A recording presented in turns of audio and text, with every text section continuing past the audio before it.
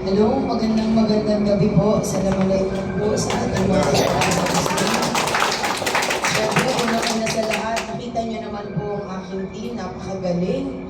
Hindi lang katalinuhan po yan, kung hindi yung kanilang damdamin ay kasama at ang kanilang puso para sa pagtulong. Kaya ito po ay nabuo dahil sa isang layunin. Palakpakan naman po natin ang mga konsuhan. Dahil po tuwing sila ay magsasalita, talagang nakikinig po ako maigi. Mahalaga po kasi sa isang tao na ikaw ay makinig at pakiramdaman mo talaga yung nararamdaman ng isang taong nagmamalasakit at gusto ng tunay na pagbabago. Kaya naman hindi ako nagkamali. Habang kumakain, alam po ninyo, pasensya na po kayo Kung mapapansin po ninyo na madalas na ako po ay ngumingiti sapagkat mga komedyante po itong mga kasamahan ko. Dahil syempre, kadalasan na kami po ay nagsasalita, talaga namang lumalagablab yung aming damdamin, lalo na po kung nakikita namin yung sitwasyon ng Maynila sa ngayon. So sila po ang dahilan na naiibsa ng aking malungkot na nararamdaman tuwing ako po ay bumababa sa bawat lugar sa Maynila. Una po sa lahat, ako po ay may dalawang auntie na nakapag-asawa po ng Muslim. Ito po ay pamilya ng Sangkopan, family, at Malawi po. So, nung 2 weeks ago, sila po ay bumaba dito sa Maynila upang ako po ay damayan at suportahan sa aking advokasya para sa ating mga kapatid na Muslim. Nung bata po ako, every year, mula nung grade 4 ako, every year po yan, nagbabakasyon po ako sa kanilang tahanan sa Quiapo.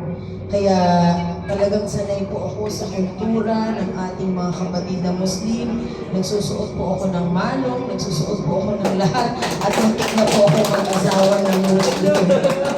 Kaya lang masyado pa po akong bata nung time na yan. At talagang marami pong nanligaw sa aking mga kapatid na Muslim sa Quiapo. Pero siya po ang talagang napili ko rin. Malapit po ako dahil unang-una sa lahat, ang aking mga kamag-anak ay mga Muslim po talaga. Pag sinabi mo pong Muslim, alam mong may prinsipyo. Alam mo yung katapangan na sa lugar. Kasi ganyan po ang aking mga pinsan, ganyan po ang aking mga tiyahin. Kaya siguro hindi po kayo magtataka na ako po ay may dugong Muslim na dahil yung aking pakiramdam at pagmamahal ay nandyan na po. At the same time, dahil ako po ay isa ring matapang pero nasa lugar, ito po ay ginagamit ko para ipagtanggol ang karapatan ng ating mga kababayan sa Maynila. Sa totoo lamang, maraming salamat. Sa halos tatlong taon na ako po ay bumababa sa Maynila, nakita ko po ang kahirapan at sitwasyon po nating lahat. Ako po ay ipinanganak at lumaki ng San Andres Bukid, Maynila. Nakikyapo din po ako mula ng grade school hanggang high school. Ibig sabihin, yung talagang nakalakihan ko po ay talagang Maynila, na kung saan nagulat po ako dahil akala ko nung ako ay bata, uunlad man lang po ang Maynila. Pero habang nagkakaedad po ako at umabot na sa 47 years old ngayon, ganun pa rin po at lalo pang humirap ang ating sitwasyon. Mahirap po magsalita ng kasiraan ng ibang tao, pero marahil ang magagawa lamang po natin ay aksyonan at bigyan ng solusyon. Kaya kami po ay narito at lumahok sa susunod na halalan bilang ako po ang mayora sa Maynila. Tuwing napapanood ko po yung ginagawa nila sa ating mga vendors sa YouTube, sabi ko nga po sa inyo, sinabihan ko po si Tony, baka pwede ako pumunta dyan at talagang turuan ko ng leksyon sa mga nanguhuli. Ganun po kasi yung damdamin na talagang kumurot sa aking puso dahil nakita ko parang hindi na po makatao. Wala na po sa lugar yung kanilang ginagawa. Sinabihan nga po ako ni Tony, hindi pa ito yung tamang oras. Kasi ako po talaga palaban ako ng tao. Imagine po yung isang taong nagsisikap, nangungutang, para lang makaraos sa araw-araw. Lalo na kung mayroon po kayong anak at mayroon kayong senior citizen na binibigyan pa ng gamot, saan pa po tayo pupunta kung ganitong sitwasyon? Samantalang itong mga tao na ito, na iilan lamang ay patuloy na yumayaman habang tumatagal. Bakit po? Bakit ko po ito nasabi?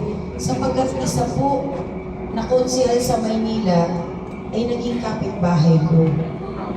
Nakita ko po yung transformation ng kanyang buhay mula nang siya po ay naglilinis ng kanyang sapatos para magamit pa sa susunod na araw hanggang sa araw-araw bago na yung kanyang sapatos.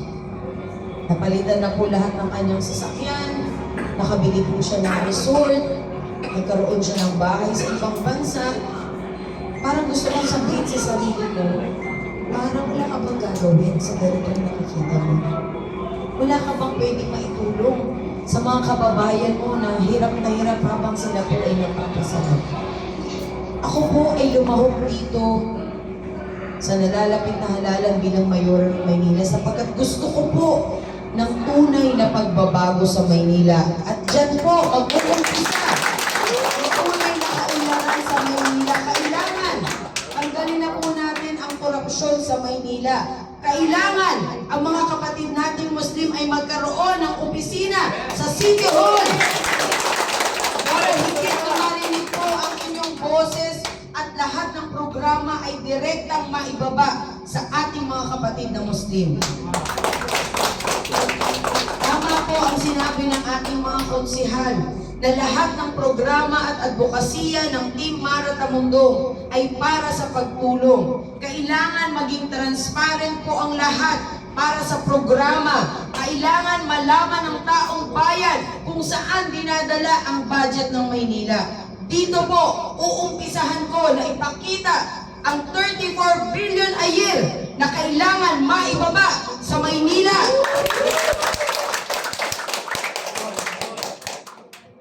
Kaya ako po ay nagpapasalamat kay Kaliton sa kanyang asawa na kayo po ay nandito ngayon sa aking harapan.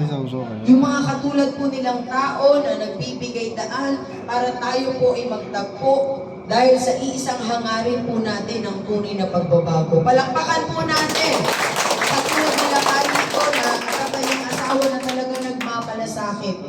Mahirap po mangako, pero ako po unang araw pa lang na ako ay uupo, siguradong ihaharap ko sa inyo ang may mga kasalanan. Kailangan ipaliwanag nila kung bakit naubos mo ang landmark sa Maynila. Sabi ko nga sa ating mga konsihal, na oras na tayo ay umupo, kailangan gumawa ng ordinansa para maproteksyonan at hindi maibenta ang mga landmark sa Maynila. Napakahalaga sapagkat ito po ang magsasabi kung ano po ang tunay na history at pagkatao ng Manileño. Kaya sana po, samahan po ninyo kami na ito po ay matupad hanggang sa dulo po ng ating laban. Gusto ko po makita na nakangiti na po ang inyong mga mukha. Gusto ko po makampante na kayo sa gabi na tuwing kayo po ay matutulog, meron po kayong hanap buhay kinabukasan ng maayos. Sawang-sawa na po ako makita ang mga kapatid nating Muslim, lalo na po yung aking mga kamag-anak dito sa Quiapo, na noong ako po ay kinausap nila, halos umiyak po ang aking auntie dahil nga sa hirap po na ginagawa sa kanila. Nagtitinda po sila, nagnenegosyo po sila, pero isang iglap, isang araw, nawawala po lahat. Kaya naman yung suporta po na ibinigay nila sa akin ay talaga namang gagawin po nila ang lahat para makatulong po na ako po ay maikampanya sa ating mga kapatid na Muslim. Kaya maraming salamat po sa inyo. Mabuhay ang mga kapatid nating Muslim! Sana po, hindi pa ito ang huli, kundi sana samahan niyo po kami hanggang dulo.